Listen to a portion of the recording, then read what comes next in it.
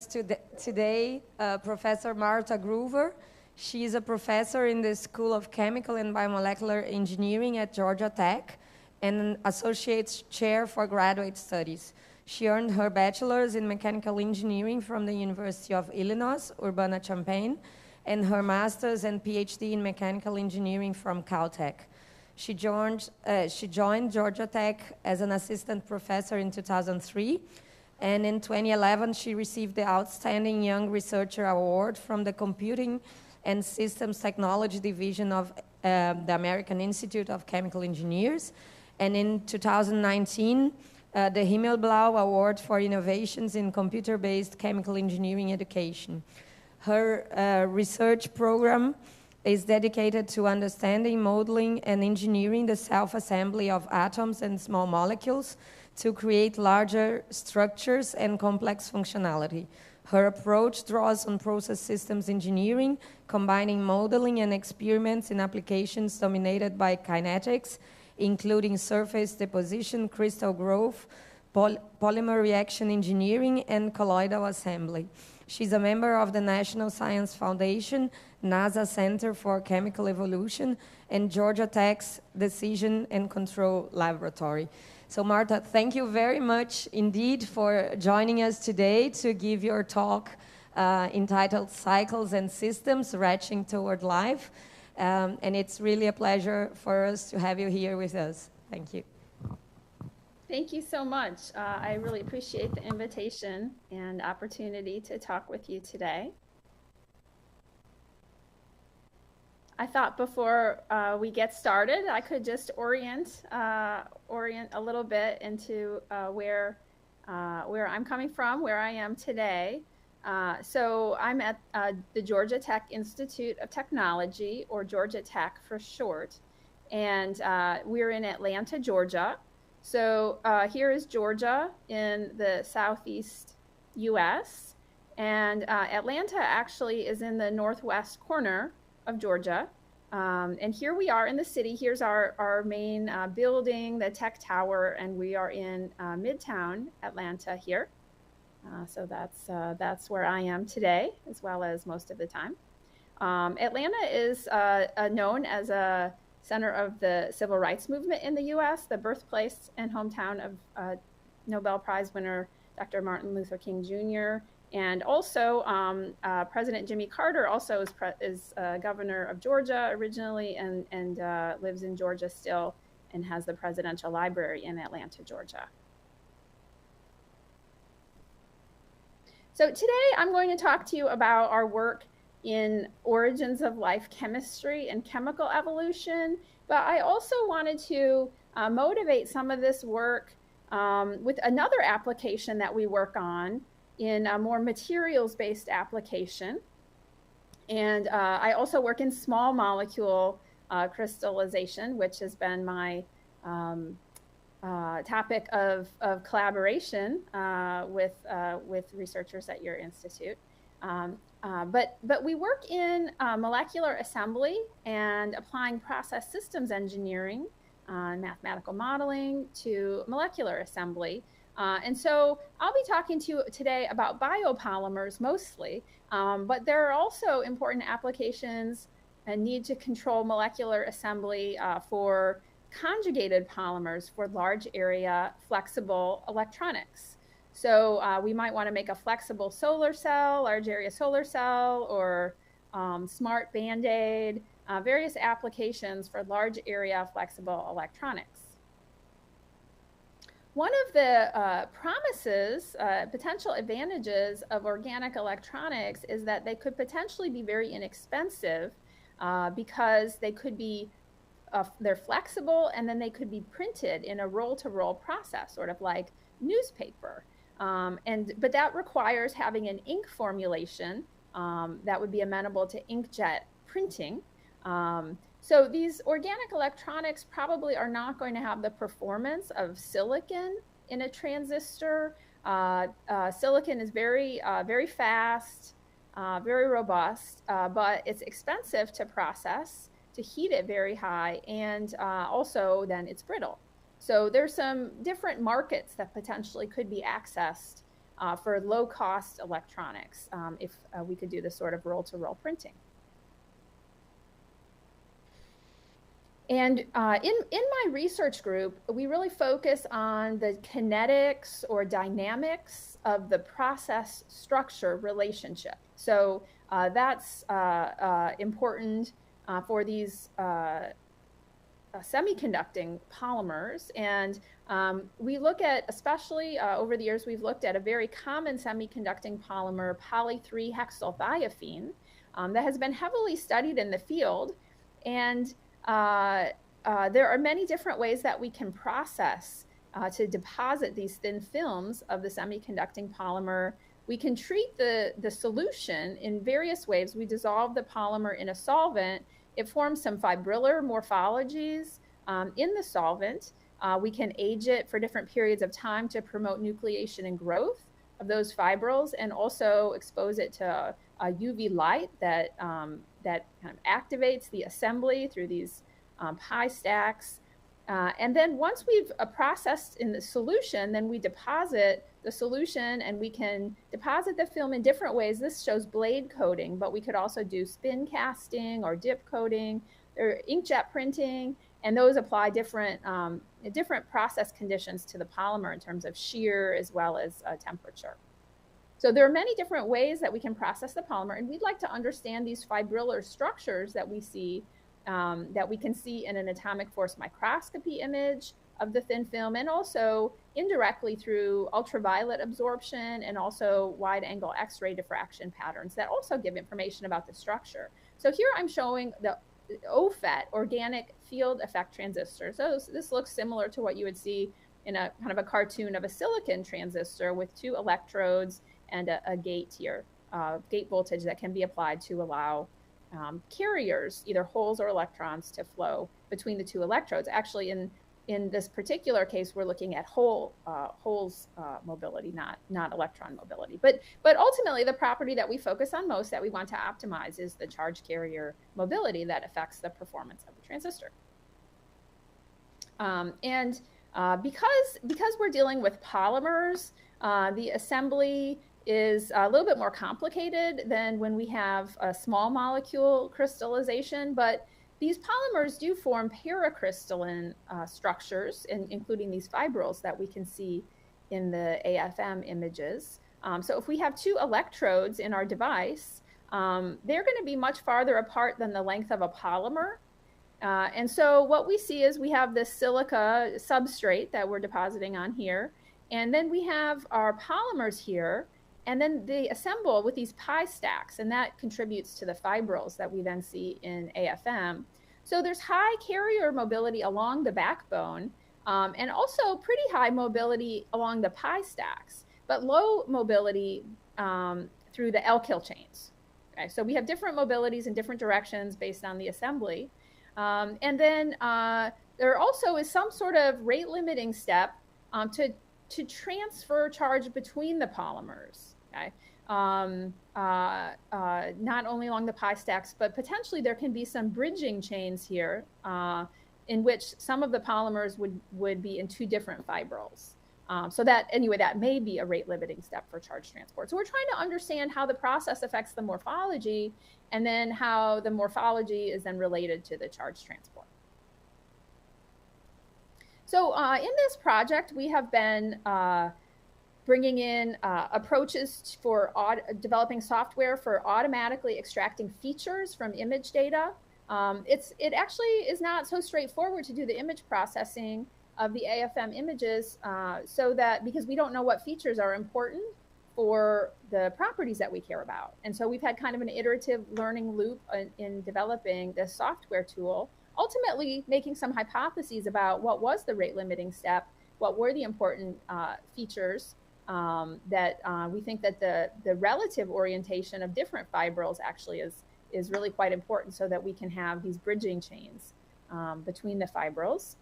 We've also been creating databases of our own data and also literature data in order to be able to perform knowledge extraction on larger data sets. So we have some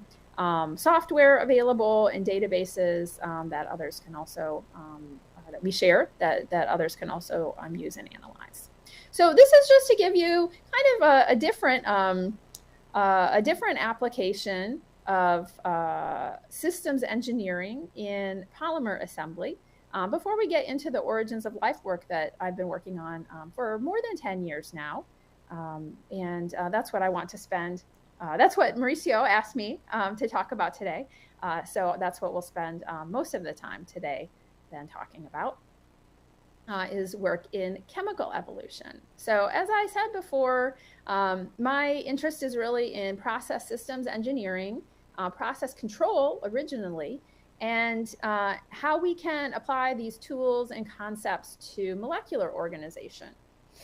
And that means applications in materials processing and purification through crystallization, but also in how molecules react, assemble in systems to form emergent properties associated with living systems. And so we've been looking at designing systems in order to understand the transition from chemistry to biology on the early Earth about 4 billion years ago. And this is my work in a larger center that is centered at Georgia Tech, but also has researchers from other sites as well, the Center for Chemical Evolution. And we have been focusing on understanding the origin of functional biopolymers. So polymers can store information, especially linear polymers. We have a sequence like we see in DNA and also in proteins. So we're looking at polymers that can store information through their sequence, transfer that information through some copying. But we don't just want to store and copy information. We also are interested in functions, how we can catalyze reactions. We know proteins are very good at catalyzing reactions, and ultimately then to undergo functional selection and evolution. And there are other systems besides polymers that one could consider for chemical evolution, maybe crystals, in fact. There are other hypotheses, but our work has focused on polymers, which are the basis for life on Earth as we know it. In addition to these important necessary features, we're also interested to find common environments that can support the evolution of nucleic acid polymers like RNA and DNA, peptides and proteins, and other important biopolymers, such as lipids and polysaccharides, in particular environments that are consistent with our understanding of the conditions on the prebiotic Earth about 4 billion years ago. So of course, we don't know exactly what were the conditions, and then it was heterogeneous. Of course, the conditions are not the same in every place on the Earth today, and they would not also have been at the origin of life. But we still try to understand what are those, what are plausible conditions. And as we started asking some of these questions about how to design and build chemical evolution, a system to demonstrate chemical evolution, we were considering outstanding problems in the origins of life field.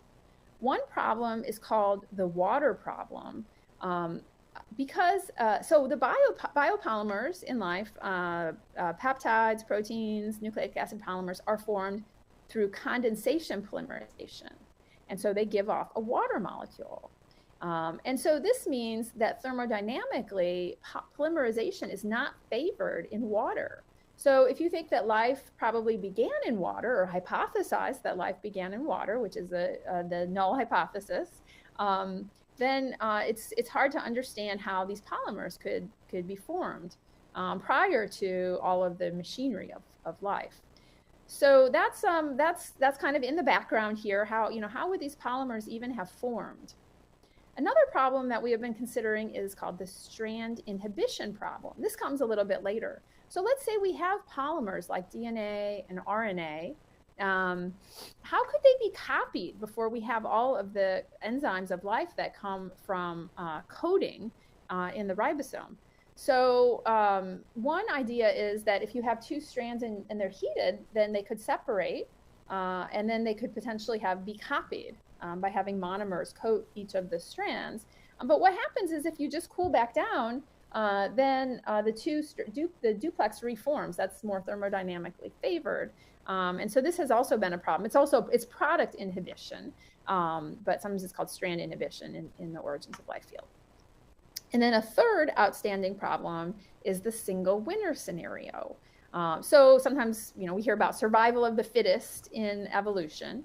And so many model systems, especially mathematical models for polymer selection and evolution, just end up having the strand, the sequence that can copy itself the fastest will just take over the system, and then there will not be other strands in the system, other sequences. But we know that life requires diversity. We have so many different molecules in our bodies, and diversity of species, diversity of sequences.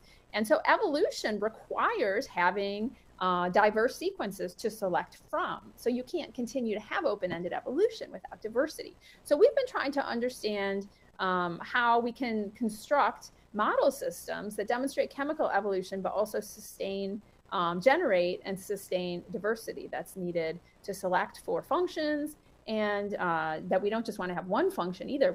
We have in our bodies a metabolism, so many different functions, and so we need to create a system, design a system that will exhibit that kind of diversity. One of the approaches that we have been using to design our systems is to consider cyclic environments.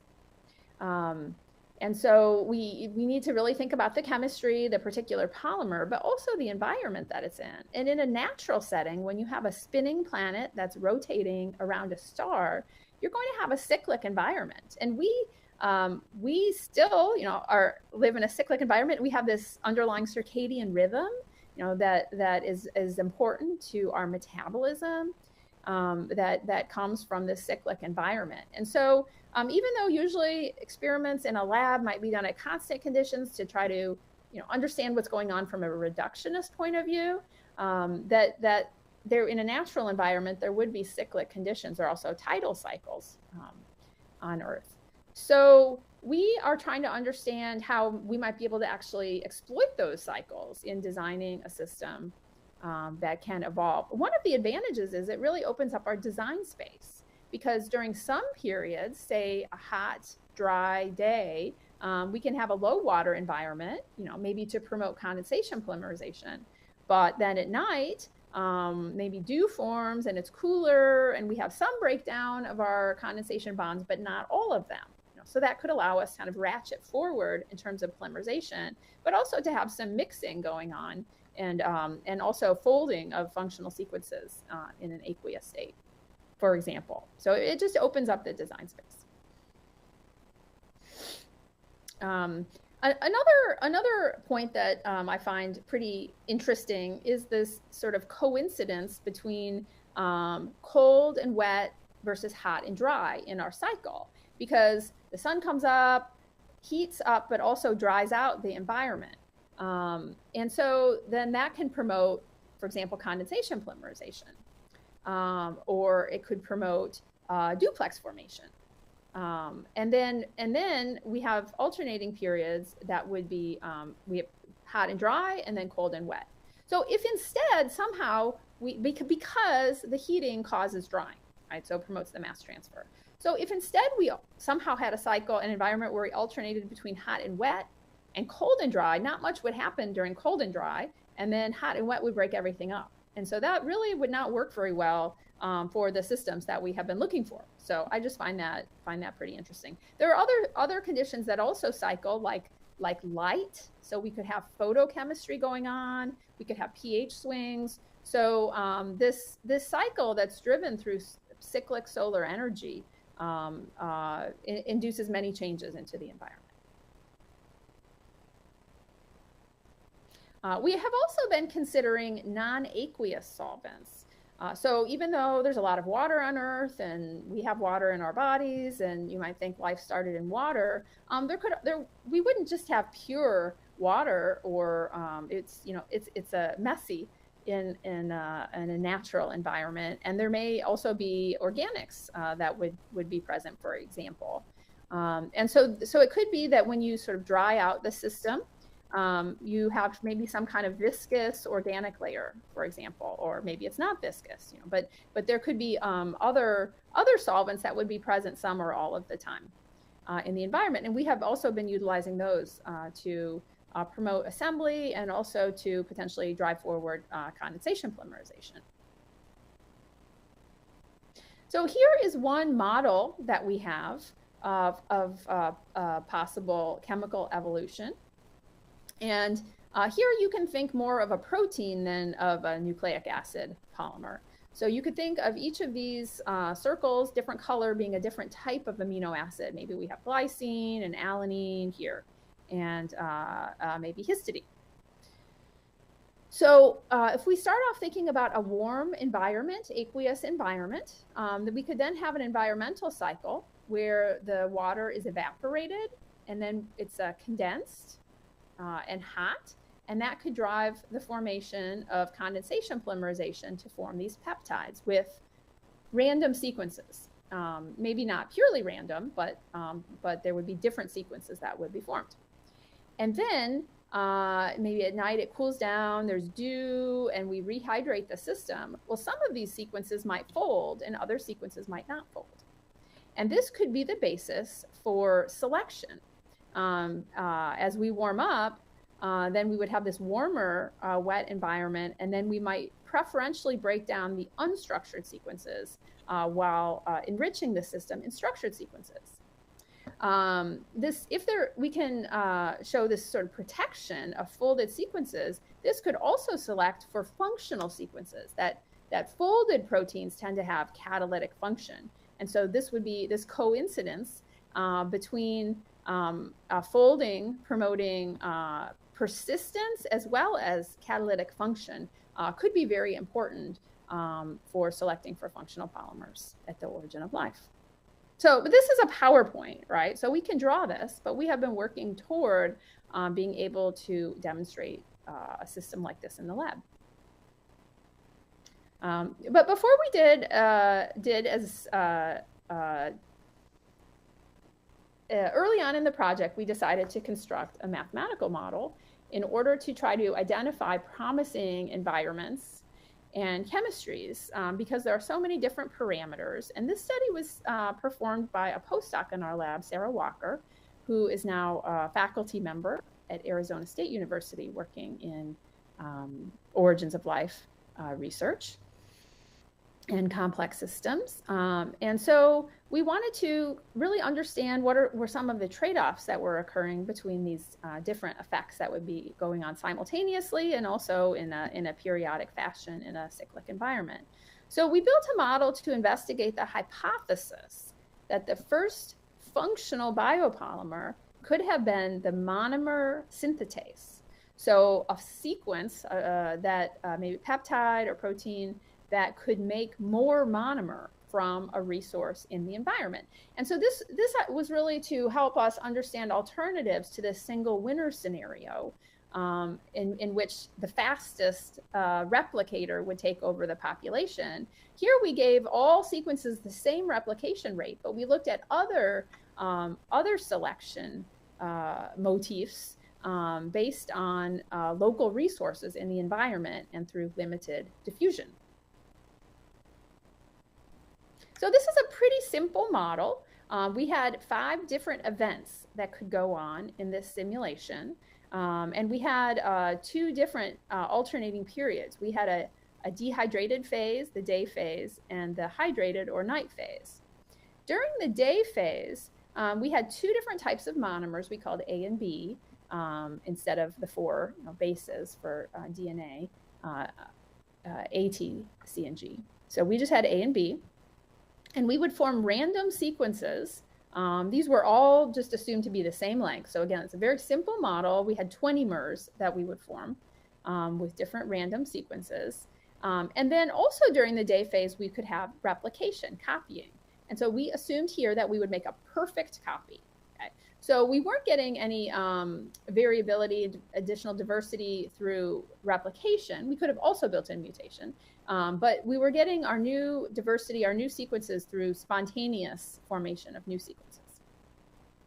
But the rates of polymer formation were based on the local resources. We just had a second order mass action kinetics approach. It's like a nucleation event where the first, sort of dimer forms and then the rest copies. So we really wanted to couple the replication to the local resources in the environment in order to test this hypothesis about the monomer synthetase. So that's in the day phase, we have polymerization, condensation polymerization. In the night phase, we would be hydrated, we would have more mobility. And so we have hopping of monomers and polymers on this grid. And then we also have hydrolysis. Some of the sequences will break down back to monomers that can be then reused for formation of new sequences. And depending on how you look at the system, there can be a lot going on or not very much going on. So if you look at the total population of sequences in the system over time, where we track time in terms of environmental cycle, first we form a lot of new sequences and then we just kind of reach a steady state. So it looks kind of boring. But if instead we look at the individual sequences, there's a lot going on. So at first we nucleate some new sequences and we just give each sequence just an ID number. There are way more sequences that could be formed 2 to the 20 than we have in the system. And so every new sequence, spontaneous nucleation event will be a unique sequence.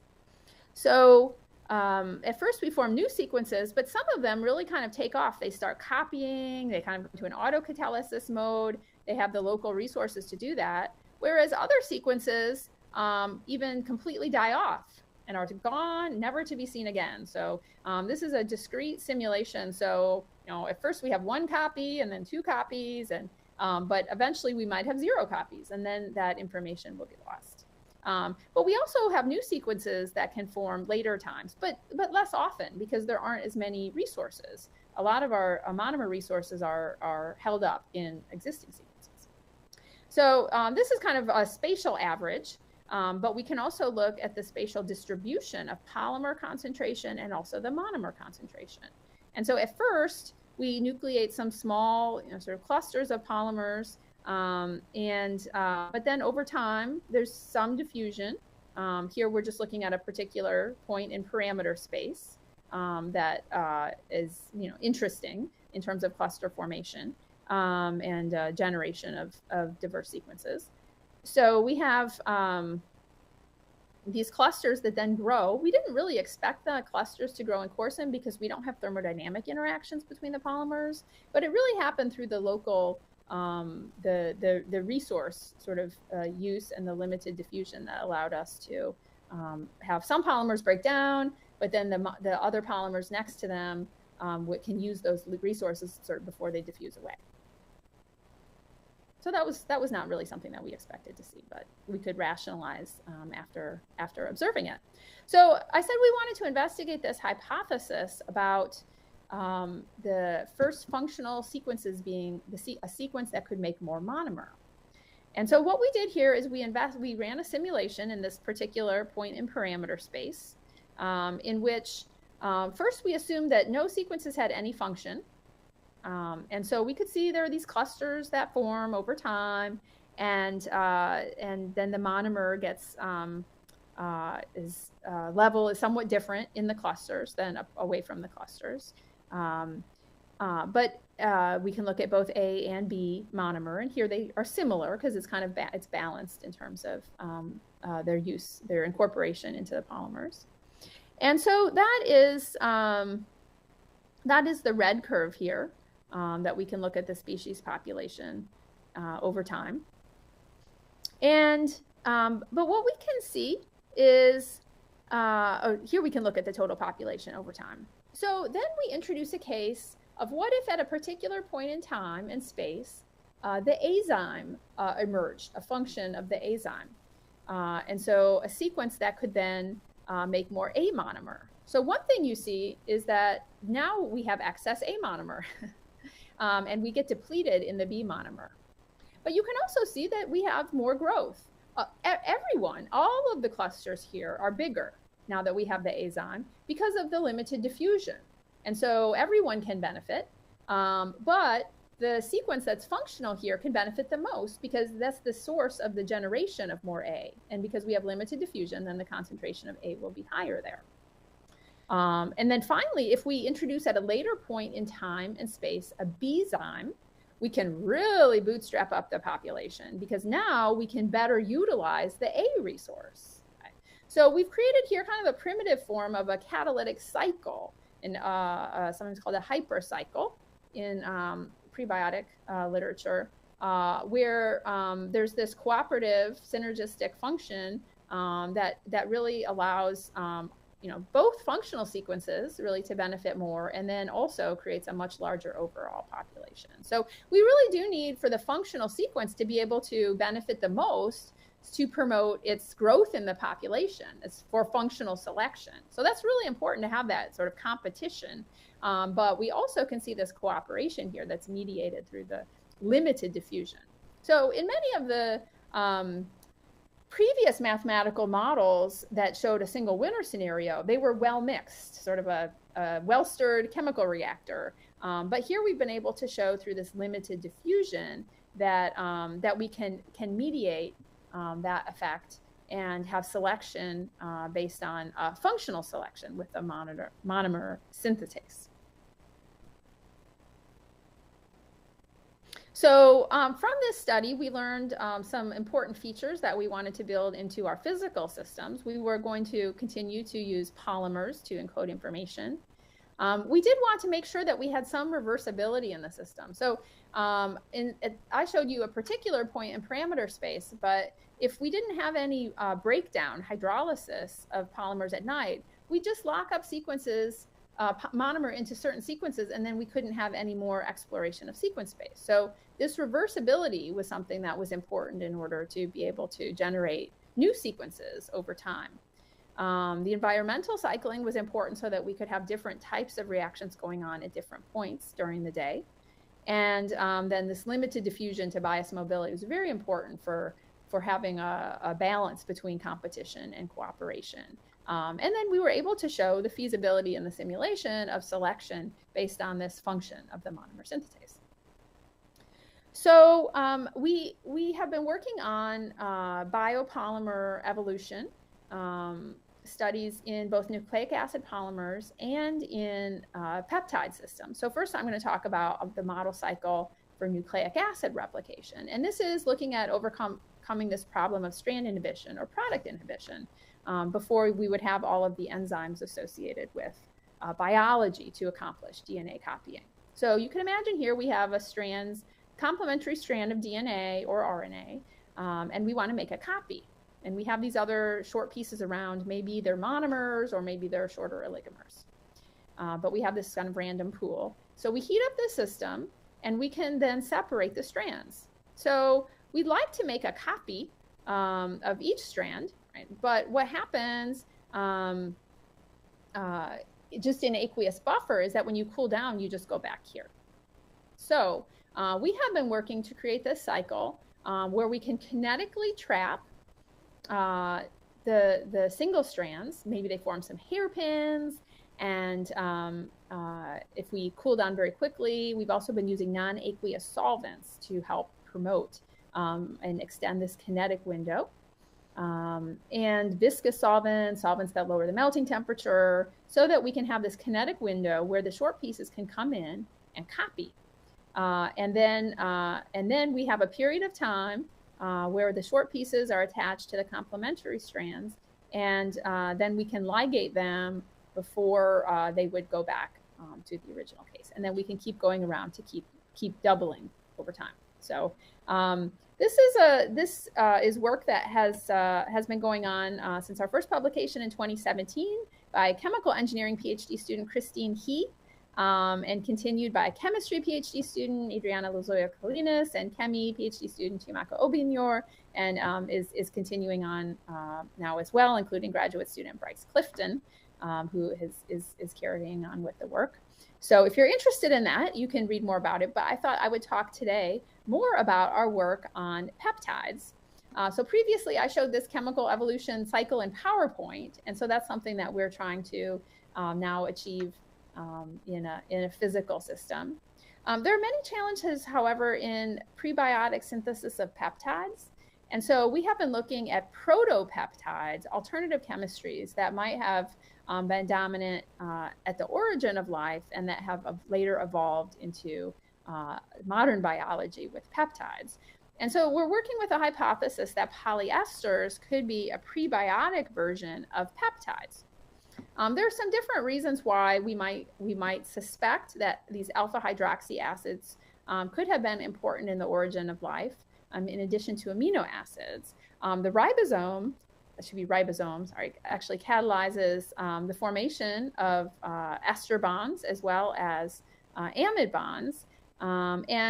The polymer interactions with polyesters can be very similar in terms of their side chains to amino acids. And we'll look a little bit more at the detailed chemistry on the next slide. But these ester bonds form much more readily than amide bonds. It's been very difficult to find prebiotic ways to synthesize peptides. So we were able to, and this hypothesis was put out by Leslie Orgel over about 20 years ago, or even previously, that these polyesters could be important in the origin of peptides. So if we look at common amino acids, we have glycine here that has a carboxylic acid group and an amine group. So there's an analogous hydroxy acid, glycolic acid, which has a hydroxy group instead of the amine group, but otherwise it's the same. And then we can also look at alanine. Its analog is lactic acid, aspartic acid, malic acid. And so each of the amino acids has an analogous hydroxy acid. So what we've been trying to do is overcome a problem with peptides that if you try to form an amide bond, you have to heat up the system very high, and even the amino acids start to break down at that point. But even if you do form the amide bond to form a dipeptide, it tends to form this very stable 6-membered ring called a diketopiperazine.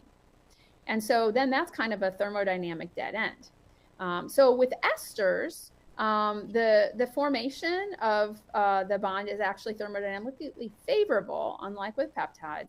But also, even if you do get this cyclization, it's reversible. So this bond is it's much more dynamic and at lower temperatures.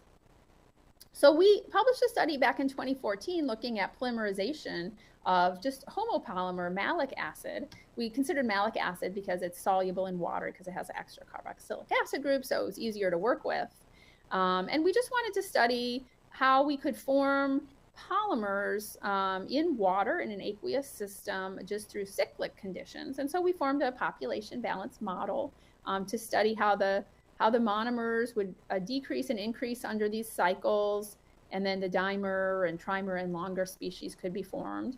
And so we showed that we could form these polymers under mild conditions between 65 and 85 degrees C. So it's still hot, but it's not hot enough to break down the malic acid or to above the boiling temperature of water. So this is much lower temperature than we would have for peptides.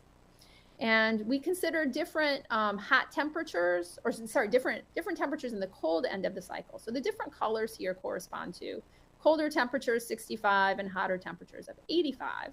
But we made some predictions with the model, and then we performed experiments, and we could see this similar sort of kind of ratcheting behavior. First, we kind of ratchet up, and then we get into a cyclic steady state. But we could generate some of these polymers under what we view as sort of mild conditions.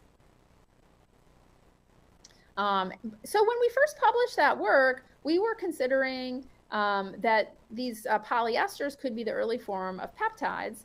And so that was kind of the story in that first paper that we published in 2014 in Macromolecules. That was led by Irina Mamedjanov, a postdoc in the group at the time, who's now a faculty member in Japan. And but as we were doing this work, one of the members of our team, Ram Krishnamurthy, suggested that we might be able to utilize ester-amide exchange to actually form amide bonds. And so it turned out that, that this actually was a really great way to form amide bonds and to form these copolymers. So, in the origin of life, you're not going to have probably just one kind of molecule anyway, right? It's going to be a prebiotic soup. with many different molecules. And this could include both hydroxy acids and amino acids. Both are formed in model prebiotic reactions and are found on meteorites. And so it actually makes sense that you would have both present anyway. So what we were able to show is that if we had only the hydroxy acid, lactic acid, we could form these homopolymers. But if we just cycled glycine under the same conditions, we really didn't make anything at all. So here, this is a mass spectrometry data. However, if we mix the two together, lactic acid and glycine, we could form these copolymers that included amide bonds as well as ester bonds. So it could be that the hydroxy acid is just a catalyst to form the amide bonds. So that was then a new view that we put out in 2015. In order to characterize these copolymers, even just with two different monomers, there are so many different sequences that can form. And so we have been collaborating with Facundo Fernandez at Georgia Tech, who's an expert in analytical chemistry and mass spec, together with his postdoc at the time, Jay Forsyth, and collaborated with them on developing a workflow in order to really try to characterize the different sequences that form if we have glycolic acid together with glycine, alanine, and here lysine. And so there's so many sequences that can form that actually you can't even enumerate all of them. And so what we needed to do was develop a workflow where we looked to see what masses were present, and then we looked to see what sequences could be consistent with those masses. And then we kind of worked backward to characterize the system and look also at some ways to just visualize sequence diversity in some approaches that have been used in proteomics, but adapt them to these copolymers. Particularly within my research group, within our chemical engineering team, we worked on developing a kinetic model for the formation of these copolymers, which are called deoxypeptides, the copolymers of hydroxy acids and amino acids. And so we looked at just having one amino acid and one hydroxy acid. We created a closed reactor by putting a sealed tube through the door of an oven so that we could heat the system and collect here the water and also some lactic acid that evaporated and then dump it back each day. So that's how we created our cyclic environment. Because lactic acid was volatile as well, it became hard to characterize the system when it was open. And so we created this experiment with a closed system to help with our model building.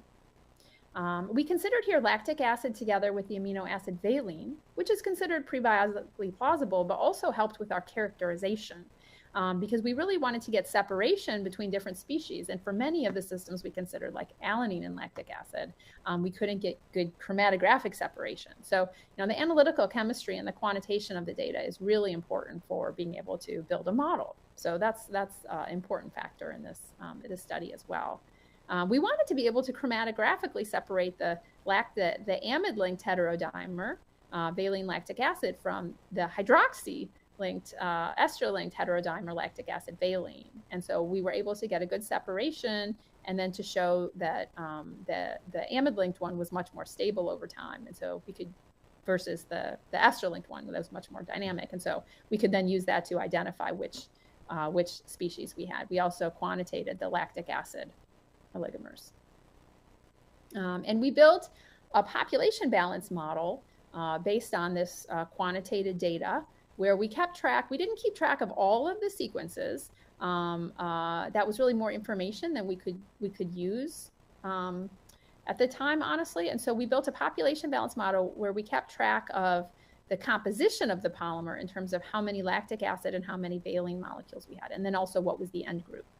Was it did it have an amine or did it have a hydroxy end? And so that was kind of the reduced order representation that we selected for our population balance model. And then we also brought in these exchange reactions to have the amine come into the ester bond and then form an amide bond. And so there were a lot of different combinations that could form based on random sequences. And so we had to kind of track all of those combinations. So.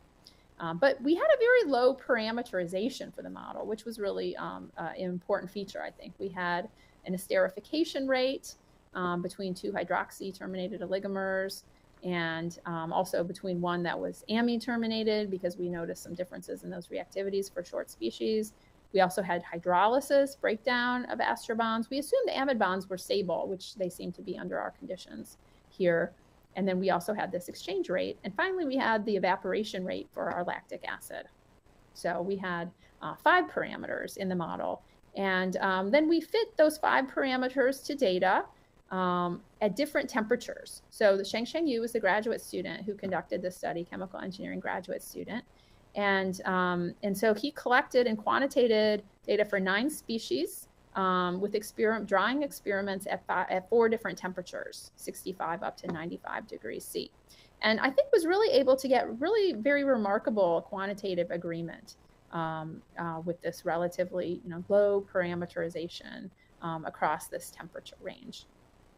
We were then able to perform an analysis on the model to show at each of the 4, we had 4 temperature rate constants at 4 temperatures, and surprisingly, these were well fit to an Arrhenius model. There's no reason that they should be fit to an Arrhenius model. The systems are drying, so they're going from liquid to solid.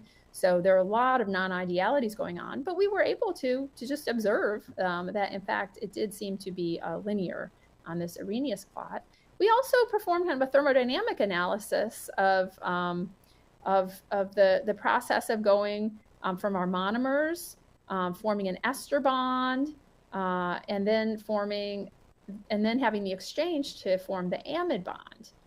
If we compared that to just direct amidation, it had a higher barrier. And so these rate constants that we'd fit to data, we were able to then show how we could lower the barrier to amide bond formation through this 2-step process of esterification and exchange.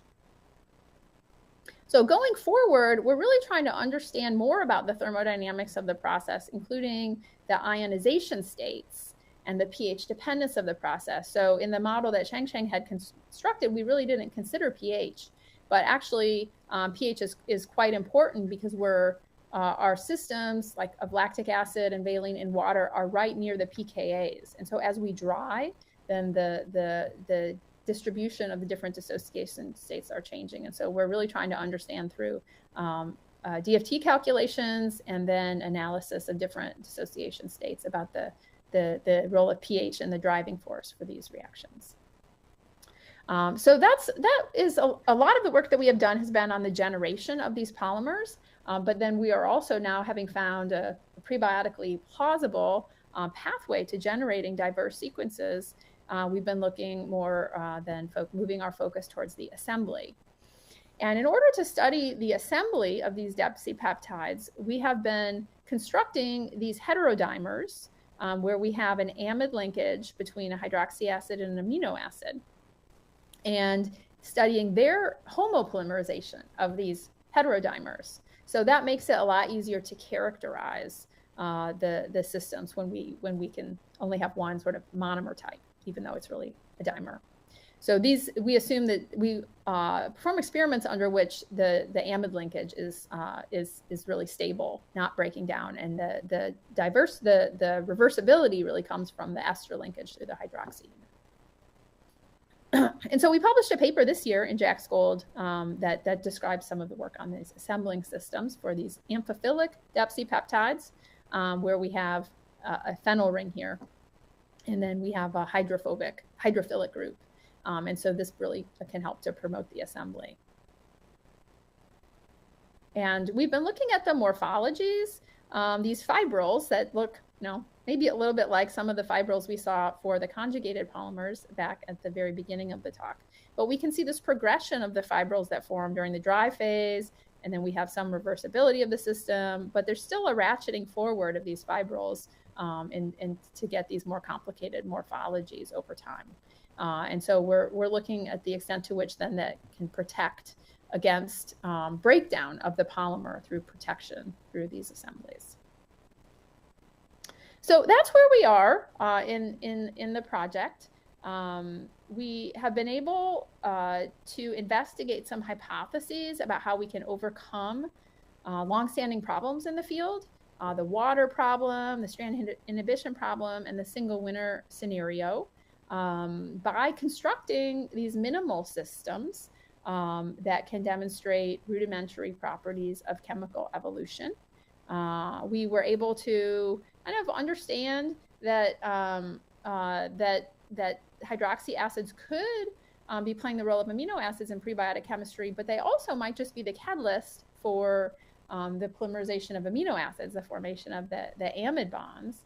We've also gotten some new insights on this water problem, and that even though it's been called a problem, that that water would tend to just break down the polymers from just a pure thermodynamic point of view, we've learned that actually it would be important to break down some of the polymers so that we can continue to have exchange and have a dynamic system that forms new random sequences that are then the basis for additional selection and evolution. And so actually that really may be why we have all of our biopolymers are based on condensation reactions, is because we need that dynamic reversibility in living systems.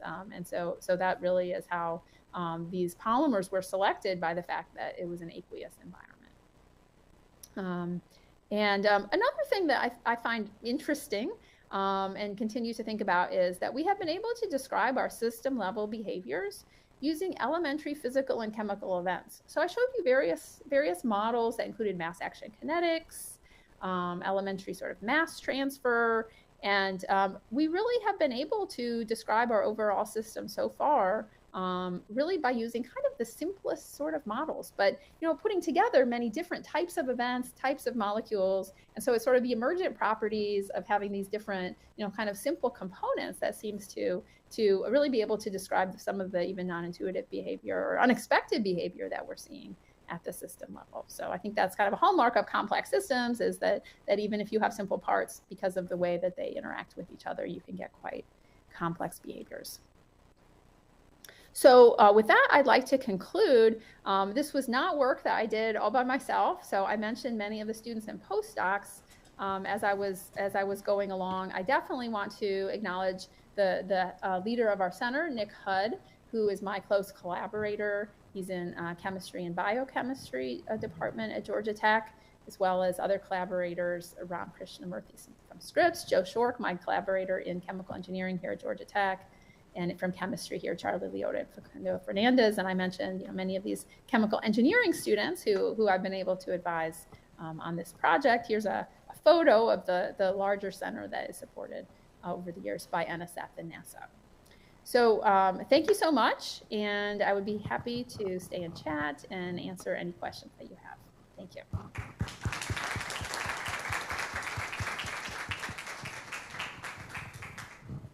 Thanks a lot indeed for the great presentation, Marta. It was really amazing to hear about your research program. And now we have plenty of time for questions and discussion.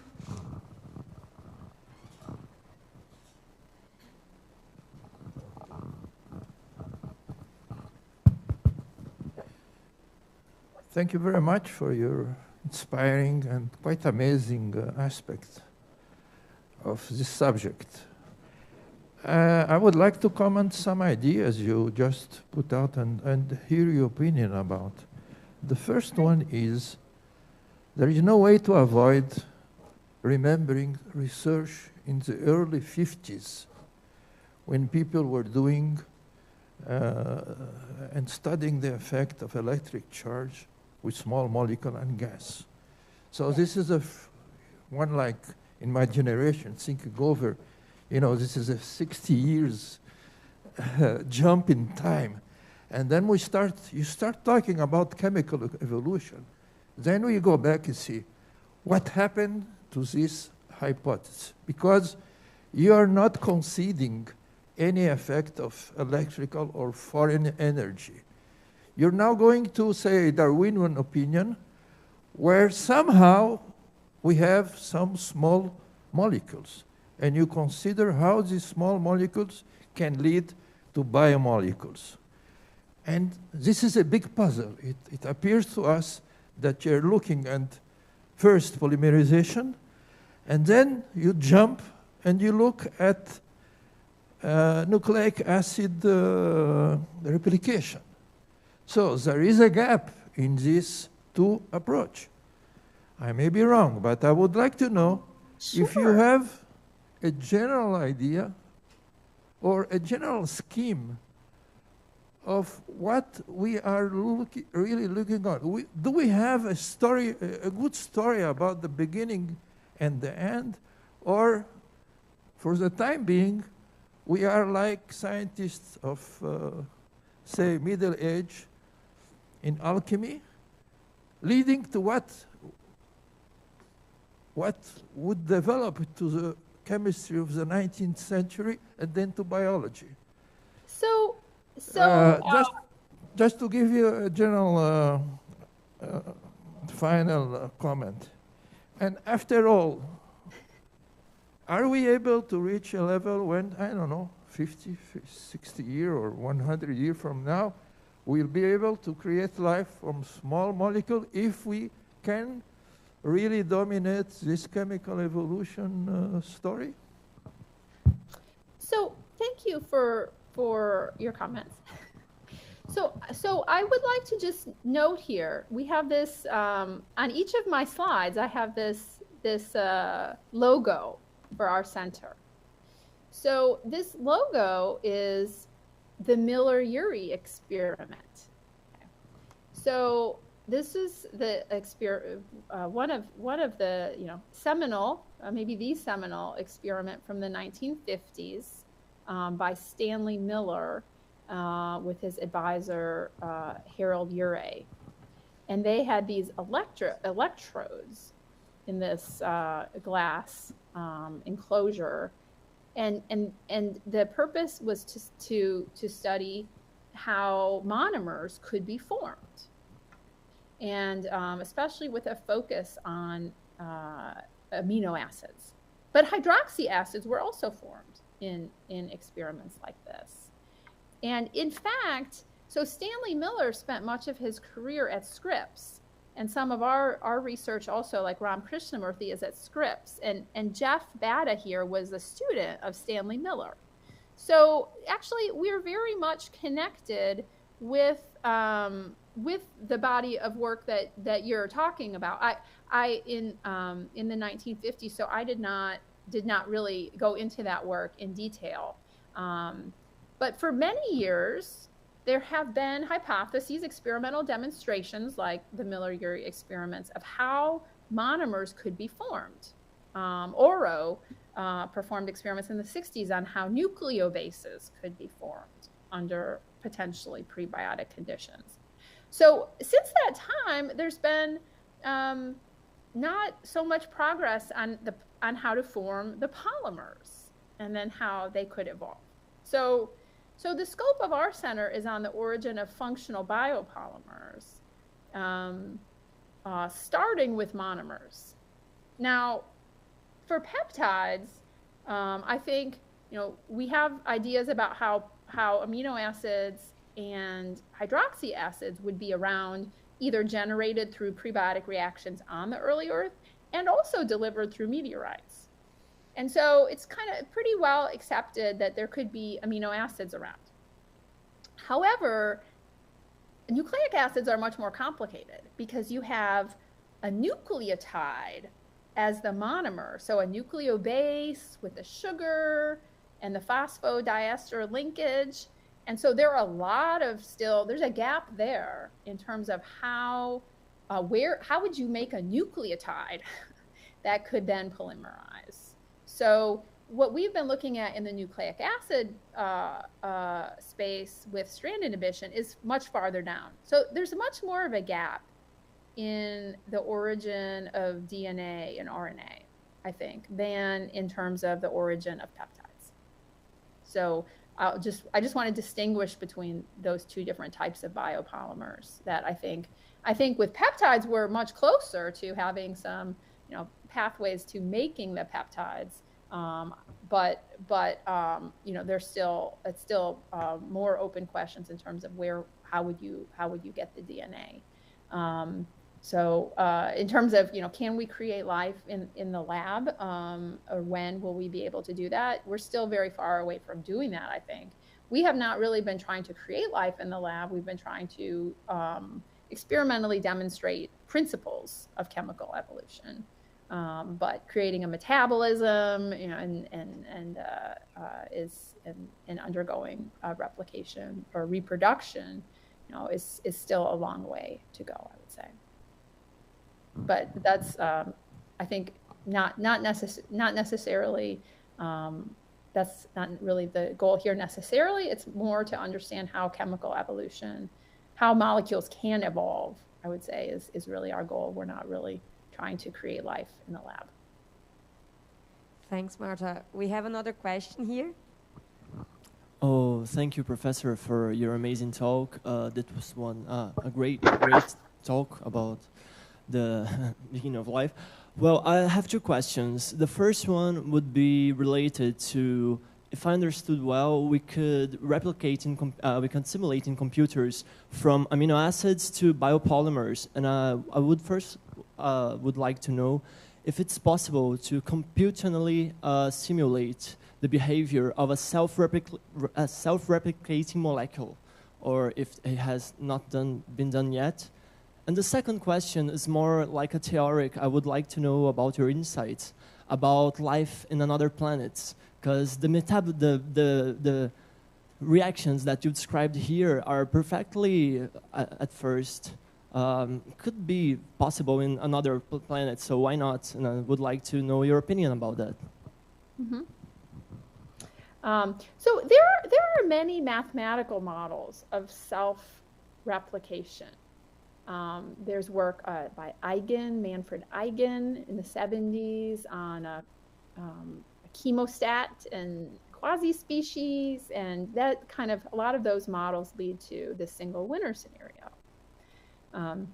But there are a lot of mathematical models. What has been really difficult is to experimentally demonstrate an autocatalytic system because of problems like strand inhibition. And so I think there aren't so many models that are parameterized from data, because it's been difficult because anytime you can easily draw a cycle, but then there's so many side reactions often when you actually try to execute it that often you don't really get doubling or even one copy per cycle, not to mention doubling. So it's been pretty difficult. There's a chemistry, an autocatalytic chemistry, the Sawai reaction, developed in Japan many years ago, that does show autocatalysis, but it's sort of the only one example. It's been very difficult experimentally to show that. Does that answer your question, at least partially? The first question? Yeah, he's saying yes. Okay. Maybe you're not seeing him. Yeah. So yeah, I'm not seeing that camera anymore. So in terms of looking for life on other planets, the reason that this research has been funded over the years, Origins of Life research has been funded by NASA, is because NASA wants to know what to look for when they go to other planets, and we're the only example of life, that we know. So we try to learn as much as we can about the origin of life on Earth to inform our search elsewhere in the universe. I do think that if you found amino acids and hydroxy acids, in an environment, or if you looked for those, then there could be natural ways to form peptides. So I think that this system of the hydroxy and amino acids is something that one could look for. And in terms of looking for DNA, that again, there's just kind of a bigger gap, and then maybe maybe it would be different on a different planet. It wouldn't be RNA and DNA, but hydroxy acids and amino acids are just so simple and so ubiquitous, and peptides and proteins are just so good at catalyzing reactions. And so, some of the amino acids might be different, or the balance of different types of amino acids might be different than, like our 20 essential amino acids in biology today. But, I still kind of think that, looking for hydroxy and amino acids would be, would make some sense. And then also looking for a spinning planet. So in order to have these different events happening at different times, to have a dynamic, out of equilibrium system, Having these cyclic environments would also be something to look for. So not all planets. Some planets are called tidal locked, and the same side always faces the star. So I think that would just not be so conducive to life if it was tidal locked. Thanks, Martha. Do we have any other questions? Yes.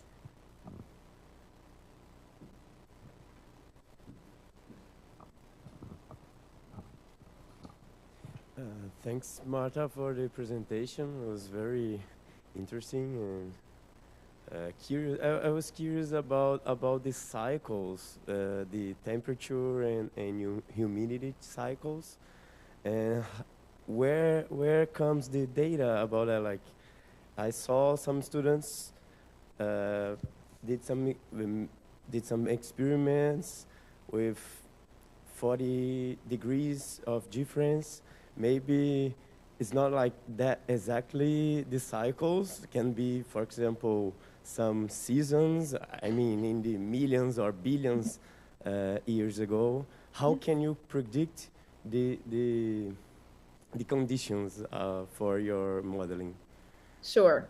So we do have some constraints in terms of what's considered plausibly prebiotic. But there's still, in terms of temperatures, it's still pretty broad. So sometimes we just, think from 0 to 100 because we don't really want to get above boiling temperature. But you can think about, well, what would be a delta T, that would be maybe, reasonable for a daily cycle, but, it could just be a seasonal cycle. When you have millions of years or hundreds of millions of years, you can have seasonal cycles too.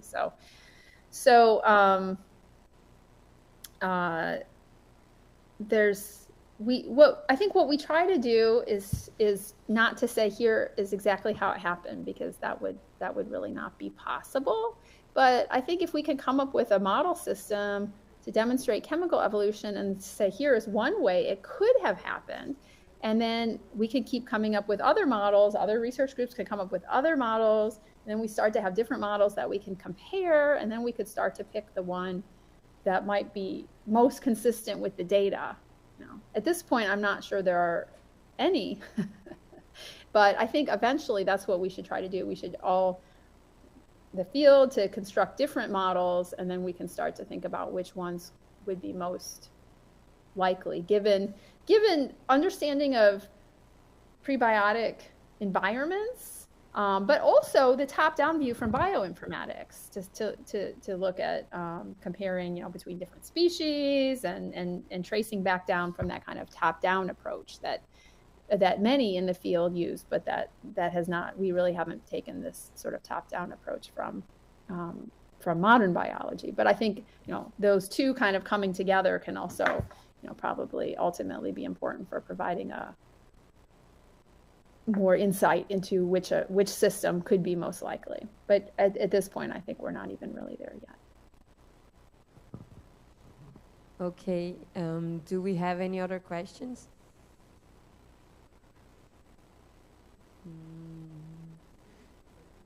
Yeah, Mauricio has. Martha, before making a question, I would like to thank you again for being always so cooperative with us, and for this second talk that you are presenting to us in such a short time. And I also would like to say that I consider it very interesting the way that you integrate PSE approaches to this study of yours. So regarding the models, I think my question is a bit related, maybe it's a lot related with the previous one that the student did, but is NASA already using models similar to yours? For example, if a new planet is discovered in, according to its position with a star in rotation, so you have the cycling kind of first suppositions of how it is behaved, so that you could use models like that to see the probabilities of evolution. Is it already being used? I'm not sure our particular models, but but there is a lot of work in exoplanets. I have actually my picture behind here is from exoplanet, imagining an exoplanet. That right now, you know, there's a lot of interest in just trying to figure out what sort of information can be measured about exoplanets from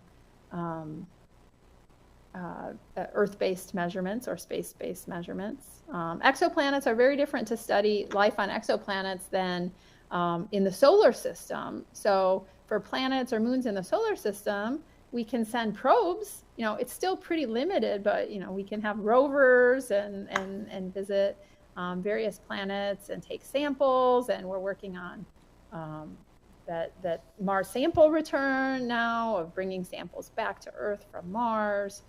So there's a lot that can be done in the solar system, even though it's very difficult and slow compared to exoplanets. So exoplanets, you know, you're kind of looking at spectroscopic signatures, these transit times of the time that the planet goes across, you know, the star that it's orbiting.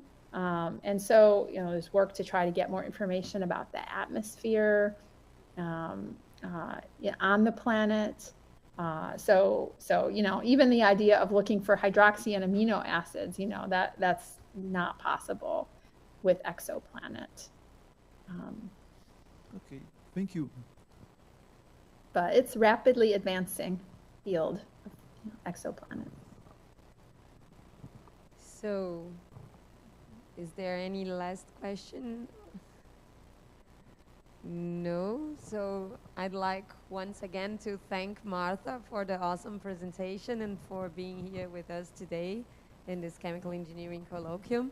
And thank the audience for being here as well. Thank you. Thank you.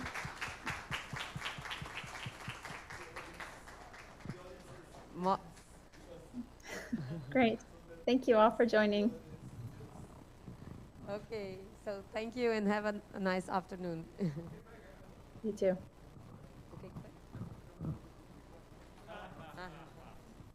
Okay, okay. Thanks, Martha. Bye-bye.